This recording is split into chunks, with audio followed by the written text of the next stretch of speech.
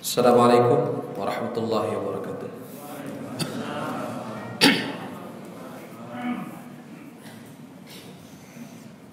Alhamdulillahirabbil alamin wa shalli wa sallim ala khairi khalqillah Muhammad ibn Abdullah wa ala alihi wa ashabihi wa man wala. Qala Allah Ta'ala fil Qur'anil Karim, ya ayyuhalladzina amanu ittaqullaha haqqa tuqatih wa la tamutunna illa wa antum muslimun. Wa qala an-nabiy sallallahu alaihi wasallam, alaikum bisunnati wa sunnatil khulafa ar-rasyidin al-mahdiyyin min ba'di, abdu 'alaiha bin nawajid wa iyyakum wa muhdatsatil umur fa inna kulla muhdatsatin bid'ah wa kulla bid'atin dhalalah. Amma ba'du.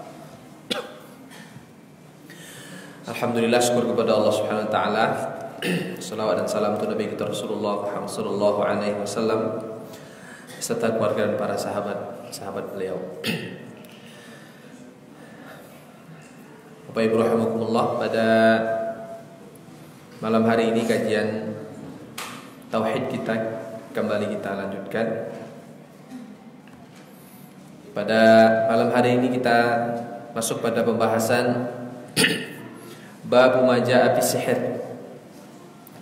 Bab sihir.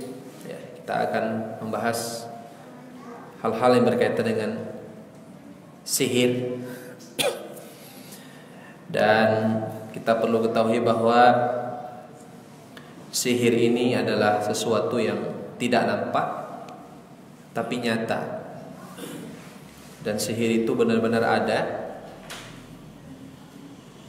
Kalau kita mengingkari sihir, itu berarti kita mengingkari ayat Al-Quran dan hadis Nabi Sallallahu Alaihi Wasallam.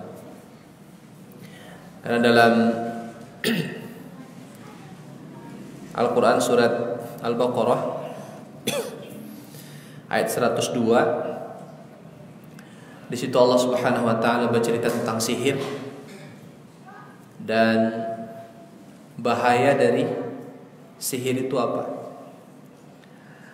Kemudian juga kalau kita baca dalam Al-Quran kisah Nabi Musa, maka kita akan mendapati semacam perlawanan atau kalau bahasa kita mungkin peperangan ya, antara Nabi Musa dengan para tukang-tukang sihir. Di antaranya bahwa Allah ceritakan dalam Al-Quran itu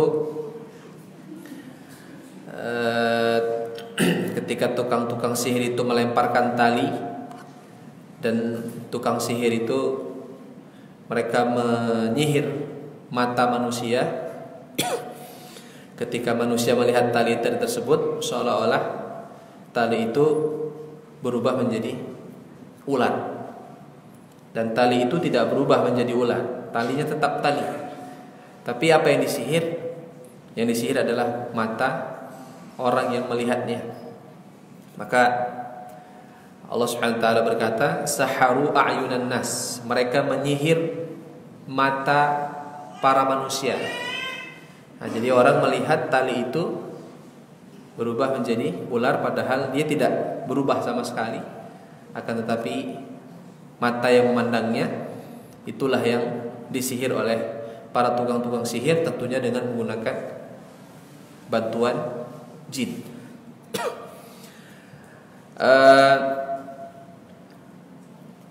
Pembahasan tentang sihir ini mungkin sampai 3 pertemuan ya, karena cukup banyak. Nanti kita bahas juga tentang bagaimana cara kita agar terhindar dari sihir ini.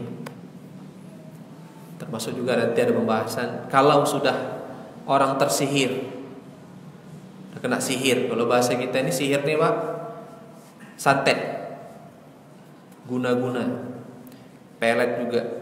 Kan ada istilah, oh kena pelet ya. Apalagi terkadang kalau ada seorang suami kayaknya garang kali kan.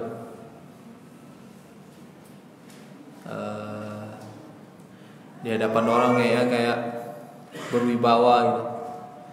Tapi sama istrinya takut nih. Nah itu orang bilang, oh kena peret dia sama istrinya. Nah itu benar atau tidak? Ya bisa jadi tidak. Atau mungkin dia betul takut sama istrinya. Atau memang istrinya membuat sesuatu sihir, pelet dan sebagainya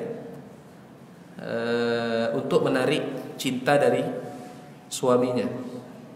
Atau sebaliknya, sihir itu juga bisa memisahkan suami dan istri.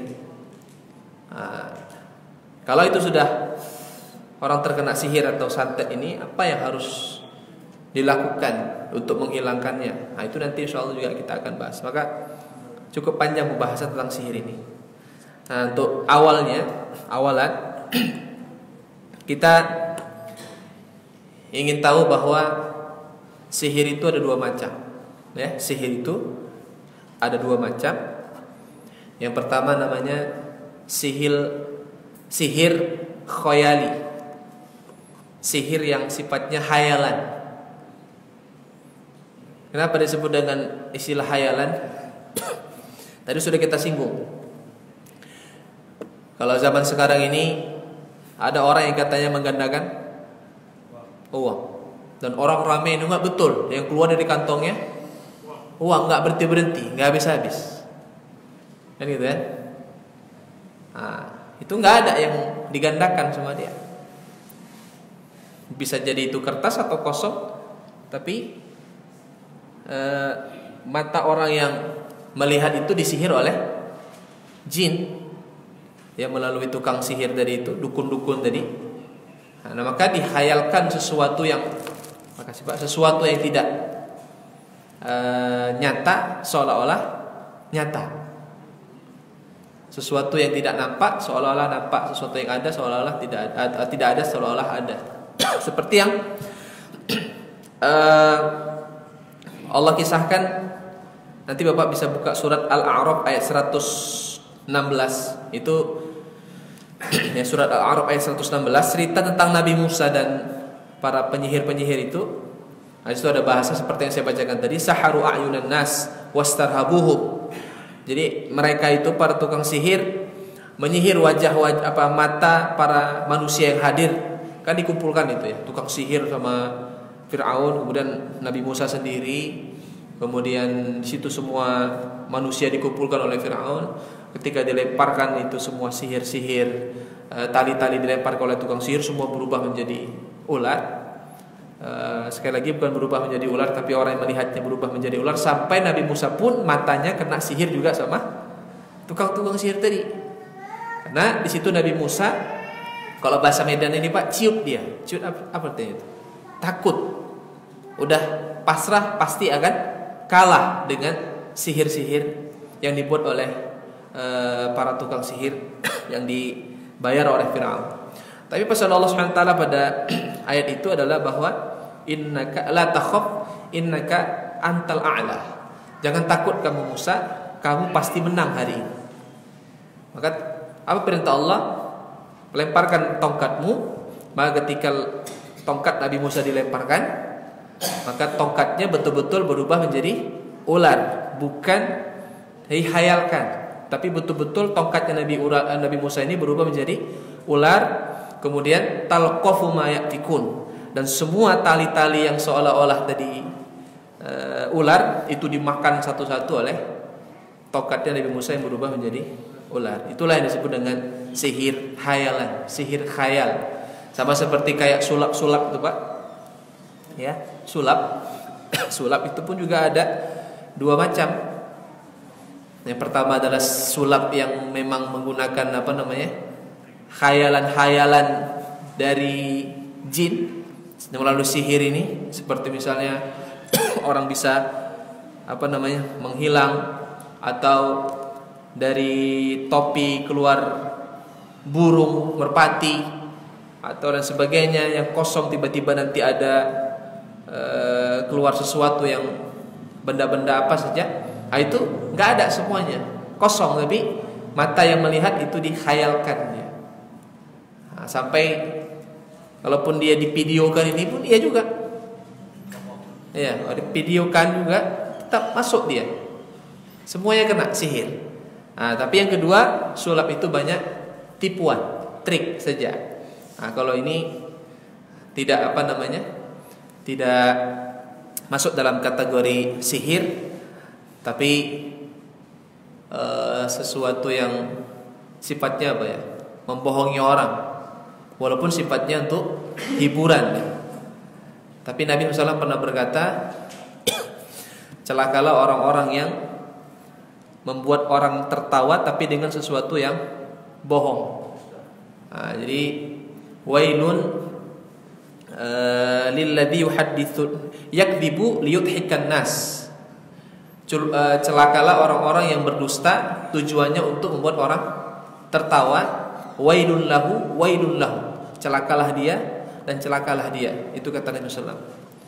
Termasuk juga lawak-lawak itu bisa juga menjadi sesuatu ya berdosa kalau diada-adakan untuk supaya orang berdosa. Maka ini juga perlu menjadi perhatian bagi kita. Nah, itu sihir yang pertama. Nah, sihir yang kedua yaitu sihir yang hakiki, sihir yang nyata, yang dia itu memiliki dampak langsung kepada manusia, kepada kita. Ada dampak langsung. Contohnya, ini saya bacakan sebuah hadis Nabi Sallallahu Alaihi Wasallam, hadis yang diriwayatkan oleh Al-Bukhari dan Muslim. Dari Aisyah radhiyallahu anha, istri Nabi SAW. Apa kata beliau radhiyallahu anha? Anna Nabi SAW suhira hatta innahu la yukhayyalu ilaihi annahu yaf'alu syai' wa ma yaf'aluhu. Aisyah pernah menceritakan bahwa Nabi SAW pernah disihir. Nabi pernah kena sihir. Sampai-sampai Nabi SAW itu dilupakan terhadap sesuatu. Dia sudah melakukan ini atau belum. Jadi misalnya lupa, udah makan atau belum, lupa. Udah mandi atau belum, lupa. Bahkan ada yang mengatakan sudah berhubungan suami istri atau belum, juga beliau lupa. Tapi sifatnya masalah yang lupa adalah masalah-masalah dunia. Tidak lupa terkait dengan hukum-hukum syariat, itu enggak. Juga tidak lupa terhadap ayat Al-Quran. Karena Allah SWT katakan dalam Al-Quran, sanuqri'uka fala tansa. Kami akan membacakan kepada Muhammad ini Al-Quran dan kamu tidak akan pernah lupa sama sekali terhadap ayat Al-Quran. Maka Nabi itu gak pernah lupa bacaan ayat Al-Quran.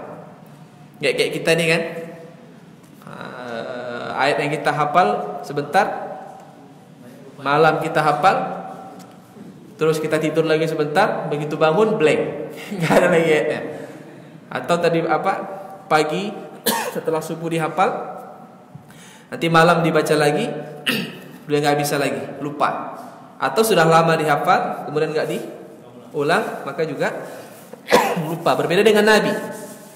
Terkait dengan hafalan yang lupa ini, Nabi pernah berkata, jangan kalian katakan kalau kalian itu lupa dari ayat Al-Quran yang kalian hafal. Misalnya, saya lupa ayat ini, saya lupa ayat itu. Jangan.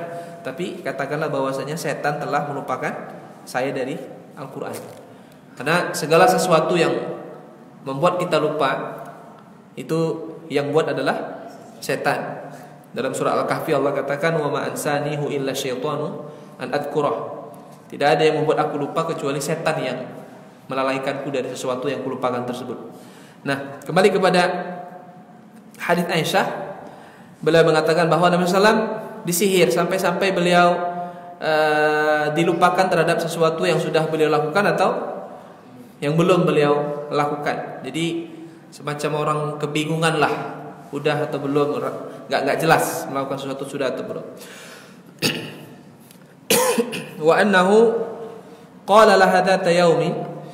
Kemudian Nabi sallallahu alaihi wasallam berkata kepada Aisyah, atani malakani fajalasa ahaduhuma 'inda ra'si wal akhar 'inda rijli. Datang kepadaku dua malaikat. Ya, datang kepadaku, yaitu kepada Nabi sallallahu alaihi wasallam, dua malaikat. Dalam sebuah riwayat sebutkan malaikat Jibril dan Israfil yang datang kepada Nabi SAW. Yang satu duduk di atas kepala, artinya bukan menduduki kepala Nabi, tapi duduk di bagian kepala. Wal akhar 'inda rijli, yang satu lagi duduk di bagian kaki. Faqala, yang duduk di atas kepala bertanya, ma waja'al rajul, ini orang ini kenapa? Maksudnya Muhammad ini kenapa? Gitu deh. Jadi yang satu nanya, sebetulnya nanyanya ini bukan nanya sesuatu yang nggak tahu mereka, tapi supaya Nabi SAW paham terhadap dialog mereka berdua, yaitu malaikat Jibril dan Israfil. Ma waja'al rajul, apa yang dirasakan dan dialami oleh Muhammad ini? Maka yang satu menjawab, qala matbub. Matbub itu artinya disihir. Ini Muhammad kena sihir. Maka malaikat yang satu berkata, man tobbahu, siapa yang menyihirnya? Sihir yang dimaksud di sini adalah apa ya istilahnya itu ya? Kalau bahasa ini buhul namanya. Buhul itu kalau kita ini Pak nonton TV itu yang ada dukun-dukun tuh kan, kadang dia ada foto orang gitu kan, nanti entah dicucuk pakai jarum atau lagi boneka, juga apalah, ada medianya dia. Sihir itu kalau dukun itu mau nyihir orang, dia harus pakai medianya dia. Nah, jadi Nabi SAW itu juga ada media yang dipakai oleh tukang sihir tadi, dukun tadi, untuk menyihir Nabi SAW. Jadi ditanya sama malaikat ini, kan malaikatnya kan tahu yang gaib ya, atas izin dari Allah tentunya. Siapa yang menyihirnya dan siapa yang membuat dia seperti ini? Maka yang satu berkata, qala Labid ibn Aqsam, namanya adalah Labid bin Aqsam, ini orang Yahudi. Kemudian malaikat juga berkata, fi mustin musyatatin fi jaffi tol'ati dzikri fi bi'ri di arwan. Jadi sebutkan bahwa Nabi Muhammad ini disihir dengan rambut yang lepas dari apa namanya? Sisir. Jadi sisiran. Nabi itu sering, kalau bahasa kita nih, nyalon, salon sama orang Yahudi. Nah, jasa salon itu ada juga dari dulu kan, tapi nyisir, dirapikan, dibersihkan. Nah, kebetulan yang melakukan itu adalah orang Yahudi. Maka diambillah rambut yang apa tadi, patah atau lepas rontok dari bekas disisir tadi, kemudian disimpan di apa namanya, di dalam pelepah kurma. Jadi dimasukkan dalam pelepah kurma itu, kemudian dimasukkan ke dalam sumur, namanya sumur di Azwan atau Arwan. Itu dia. Kemudian dalam riwayat itu disebutkan bahwa Ali bin Abi Thalib diperintahkan oleh Nabi untuk mengambil tadi ini buhul tadi, kemudian dihancurkan oleh Nabi SAW. Kemudian setelah itu Nabi SAW sembuh dari sihir yang beliau alami. Nah, ini kan jadi dalil bagi kita bahwa sihir itu ada, nyata. Nanti kalau ada yang nanya, Ustaz, kenapa Nabi bisa kena sihir? Apa kurangnya sama Nabi itu? Nabi gak pernah lepas dari yang namanya zikir. Kalau kata Aisyah, kana Rasulullah yadhkurullaha fi kulli ahyanihi. Nabi itu berzikir, mengingat Allah pada setiap waktu dan keadaan. Dan Aisyah juga berkata bahwa Nabi SAW itu membaca Al-Quran pada setiap keadaan, kecuali dalam keadaan junub. Nabi gak baca Al-Quran. Kemudian Nabi SAW juga tauhidnya kurang apa? Tawakalnya kepada Allah. Nah, kalau ditanya kenapa? Ya hikmahnya ada, menunjukkan kepada kita bahwa Nabi juga manusia biasa. Apa yang dialami Nabi SAW itu dari sesuatu yang menyakitkan fisik beliau atau batin beliau, itu menunjukkan pelajaran penting bahwa ini Muhammad ini itu Abdullah wa Rasuluhu. Dia manusia, hamba Allah sama seperti kalian, wa Rasuluhu, tapi dia sebagai seorang Rasul. Supaya tidak disalahpahami bahwa ketika Nabi Muhammad nanti ini meninggal dunia, beliau itu bisa dimintai sesuatu atau disembah. Kan gitu dia. Itu pelajarannya. Kemudian yang kedua, bahwa yang bisa kita ambil, kenapa Nabi SAW itu terkena sihir? Jawabannya supaya nanti kalau ada seorang muslim terkena sihir, itu cara mengatasinya sudah diajarkan langsung oleh para malaikat Jibril dan Israfil. Nah, bagaimana cara mereka menghilangkan sihir ini? Salah satunya dengan diruqyah syariah namanya, yaitu dibacakan ayat-ayat Al-Quran. Insyaallah nanti kita akan bahas kalau masuk pada pembahasan cara menghilangkan sihir atau cara menyembuhkan seseorang dari terkena sihir. Tapi nanti sebelum itu, nanti kita akan sebutkan Pak, ciri-ciri orang kena sihir itu juga ada. Dan insyaallah nanti ingatkan saya, kalau saya lupa mohon diingatkan. Ada lagi hampir sama antara sihir dengan apa yang disebut dengan penyakit ain namanya. Ya, penyakit ain itu dengan sihir hampir sama. Dampaknya bagi seseorang. Kalau sihir itu bisa membuat orang sampai meninggal, tapi dengan izin Allah ya. Dan sihir juga bisa membuat orang bisa sakit berat, tapi nggak jelas penyakitnya apa. Nah, ain juga sama. Bahkan Nabi SAW pernah berkata bahwa kalau ada sesuatu yang mendahului takdir, maka ain adalah yang mendahului takdir. Artinya adalah bahwa ain itu bisa membuat orang meninggal. Ain itu seperti apa? Sedikit saya kasih gambaran saja. Ain itu adalah penyakit yang didatangi, yang muncul dari pandangan mata orang lain. Yang pandangan mata orang lain ini didasari atas dasar tidak suka, hasad, iri, benci, nggak senang. Nah itu kalau dia melihat seseorang dengan mata yang tidak senang dan ada hasad dalam dirinya dan ada keinginan supaya orang ini sakit terkena ain, itu bisa terjadi. Dan kita nggak tahu, nggak terasa kita kalau kita kena ain itu. Atau bahkan para ulama mengatakan yang kedua, sebabnya itu bukan hanya karena mata orang melihat kita dengan mata hasad atau iri atau kebencian, tapi juga terlalu berlebihan dalam takjub, terlalu ngefans, terlalu takjub lah kita katakan, berlebihan. Itu juga bisa menyebabkan yang namanya penyakit ain. Nah itu ada ciri-ciri orang juga kena ain itu seperti apa.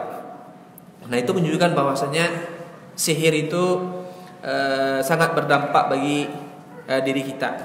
Nah, kalau dalam surat Al-Falaq Pak, makanya ini surat Al-Falaq ini, kalau dalam hadis riwayat Imam Muslim dan Al-Bukhari juga, sebelum Allah turunkan surat Al-Falaq dan An-Nas, ya, sebelum Allah turunkan surat Al-Falaq dan An-Nas, setiap malam itu Nabi SAW berlindung kepada Allah, ya Allah jauhkanlah aku dari sihir. Bahasanya, jauhkan aku dari sihir dan sesuatu yang membahayakan di malam hari. Itu doa Nabi setiap malam. Nah, tapi ketika surat ini turun, surat Al-Falaq dan An-Nas ini turun, maka Nabi SAW tidak lagi meminta kepada Allah Subhanahu wa taala perlindungan dari sihir, tapi langsung Nabi membaca surat ini saat sebelum tidur. Kenapa Nabi SAW membaca surat ini? Karena surat ini isinya minta perlindungan kepada Allah dari beberapa bahaya-bahaya.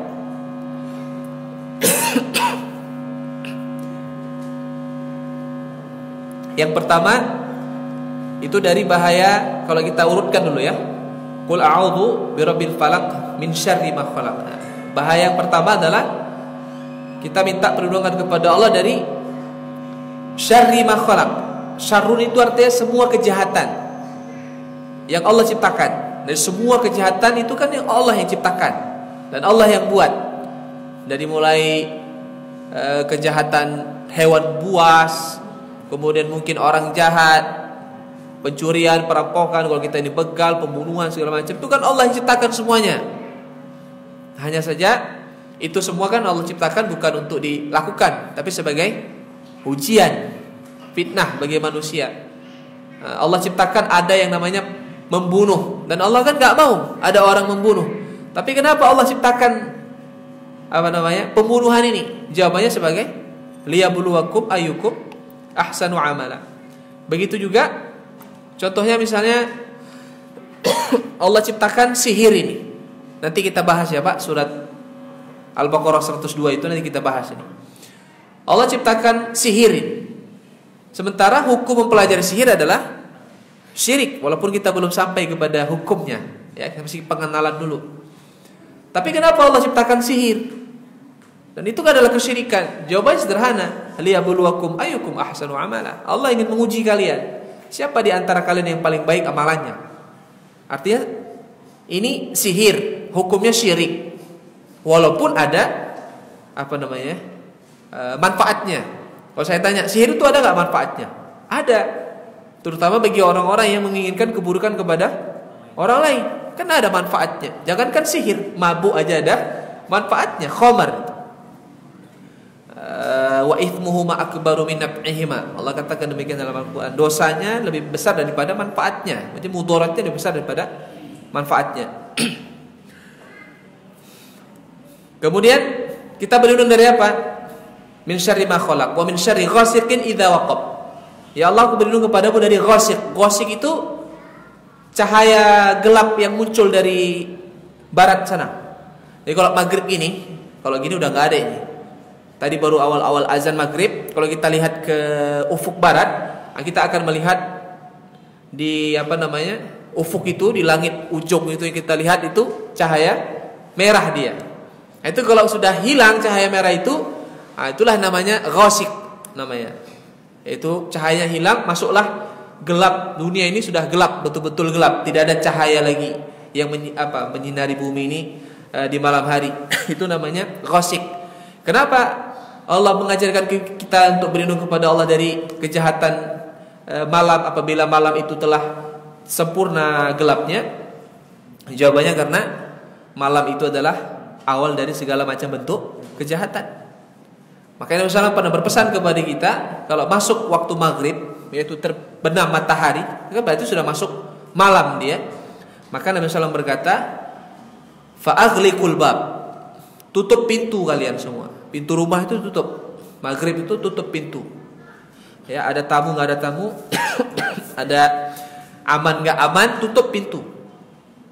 Yang kedua, waquffu sibyanakum, tahan anak-anak kalian itu yang masih kecil, jangan keluar rumah. Kenapa? Nabi SAW berkata, fa inna syaitana yantashir, karena setan pada waktu itu sedang berkeliaran, baru keluar. Ibaratnya kalau hewan itu baru dikeluarkan dari kandang, kan dia agak lasak, dia beringas. Kenapa? Nyari ini dia, makanan, mangsa. Gitulah setan itu di malam hari dilepas, istilahnya. Disitulah waktu dia keluar. Kampretnya setan tuh kan. Kan kalau yang keluar malam itu kan kampret namanya. Setan, gitu dia. Itu kita minta berlindung kepada Allah dari itu semua. Baru wa min syarri ghasiqin idza waqab, terus wa min syarri naffatsati fil uqad. Ini dia yang kaitan dengan sihir. Yaitu aku berlindung kepadamu ya Allah dari tiupan. Kalau sihir itu kan diembus-bus. Gitu. Kalau kita itu terutama orang main olahraga gitu kan, main poli ya kan. Ini poin-poin genting. Ditiup dulu bolanya. Diembuskan sekali supaya masuk poin gitu kan. Kan ada gitu kan? Pernah ya bapak-bapak dulu? Mungkin nggak pernah ya. Niup-niup yang gitu-gitu tuh kan. Itu tiupan-tiupan itu biasanya digunakan oleh para, kalau di situ bahasanya nafasat fil uqad. Uqad itu ikatan-ikatan. Biasanya kalau dalam Al-Quran ini dia tiupan-tiupan yang niup adalah nenek-nenek atau perempuan-perempuan yang meniup ikatan-ikatan. Berarti sihir itu yang melakukan ada laki-laki, ada juga wanita yang melakukan perbuatan sihir tadi. Jadi itu yang kita sebut dengan istilah bukhul tadi. Kita berlindung kepada Allah dari itu. Baru yang terakhir adalah wa min syarri hasidin idza hasad. Kita berlindung kepada Allah dari orang-orang yang hasad kepada kita. Kalau dia itu melancarkan hasadnya kepada kita, tujuannya supaya kita celaka dengan hasadnya, kena penyakit yang disebut dengan istilah penyakit ain tadi, penyakit mata. Dia penyakit mata itu bukan penyakit mata yang merah, matanya banyak, itu bukan itu dia. Dia nggak terasa kita kadang kalau kena ain. Mohon maaf ya, bisa jadi Pak, 2 bulan Bapak nggak ada selera sama istri Bapak itu, bisa jadi kena ain. Kan normalnya laki-laki ini kan kalau seminggu nggak berhubungan suami istri kan Itu udah harusnya gitu deh berhubungan. Tapi sampai 2 bulan, 3 bulan nggak ada seleranya, nengok istri nggak ada seleranya. Nah, itu bisa jadi kena aib. Iya, macam-macam nanti kita sebutkanlah ciri-ciri orang kena aib. Nah, jadi dari surat Al-Falaq ini pun kita bisa mengambil sebuah kesimpulan bahwa sihir itu nyata. Sebelum saya buka tanya jawab sedikit saja, saya bacakan satu hadis Nabi sallallahu alaihi wasallam. Nabi sallallahu alaihi wasallam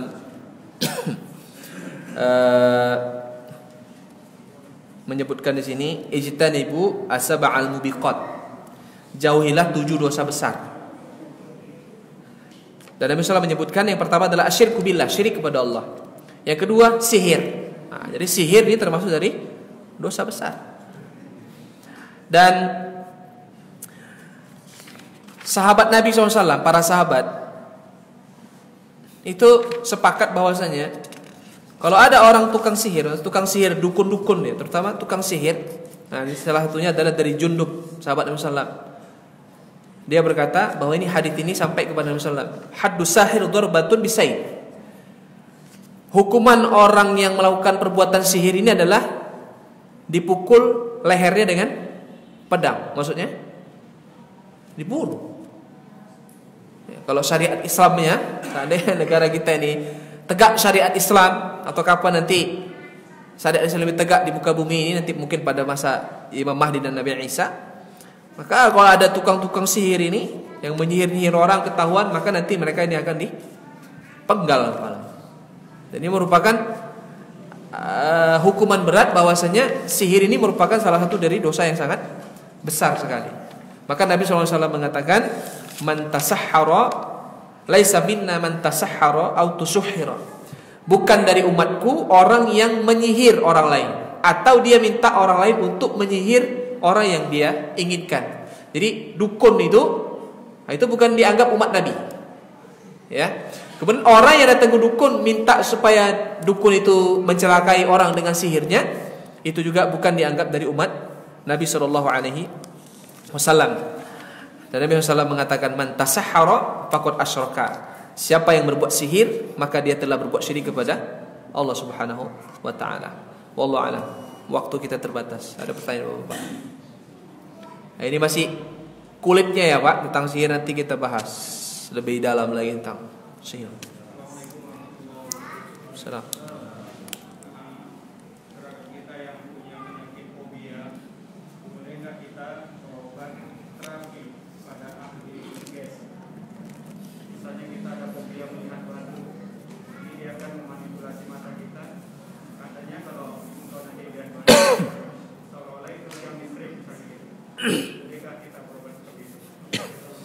Baik, silakan yang lain.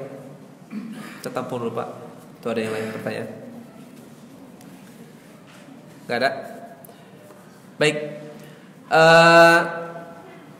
Apa istilahnya itu ya? Bahasa gitu apa itu? Bukan, apa namanya? Kayak acara uya-kuya itu apa namanya? Dulu tuh, dia apain dia? Hipnotis. Ya, hipnotis. Hipnotis itu pun juga dia 2 macam.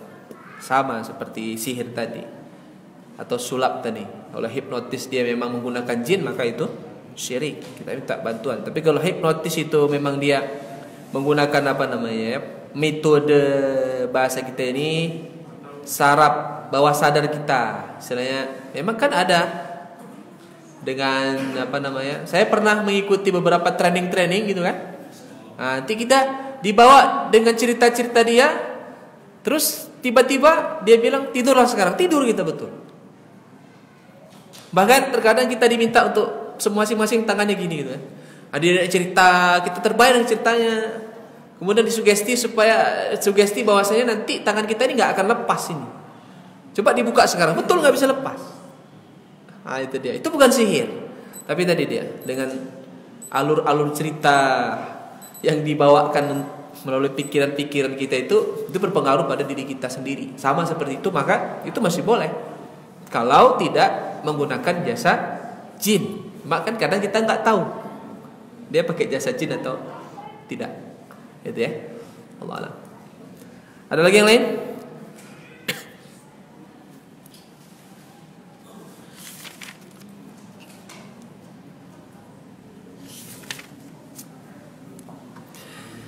Baik, kalau tidak ada kita cukupkan sampai sini.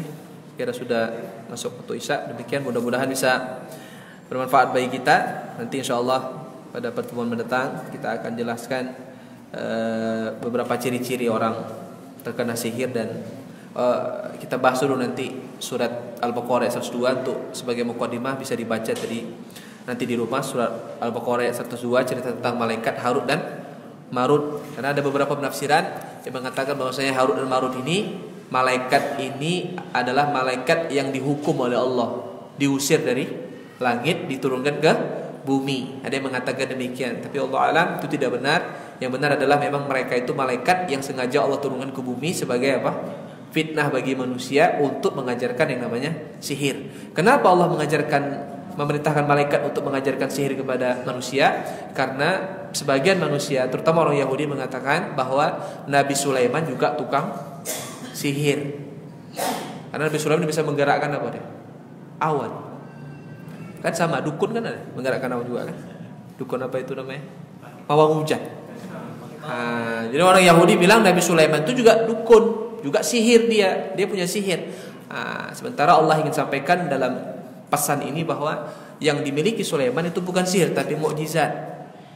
Sihir itu kayak gini, nanti diajarkan sama malaikat, ini namanya sihir. Itu punya Sulaiman mukjizat. Jangan kalian samakan dengan mukjizat. Datang manusia, oh bagus ini, berarti bisa kita pelajari. Malaikat bilang, jangan kalian pelajari, nanti kalian kufur kalau kalian pelajari. Manusia mana peduli, yang penting hepeng mengatur negarawan, yang penting dengan sihir dapat duit, dia belajar. Kufurlah dia. Ya, wallahu a'lam. Nanti kita bahas bulan depan, pekan depan. Demikian, subhanakallahumma wa bihamdika, asyhadu an la ilaha illa anta, astaghfiruka wa atubu ilaik. Assalamualaikum warahmatullahi wabarakatuh.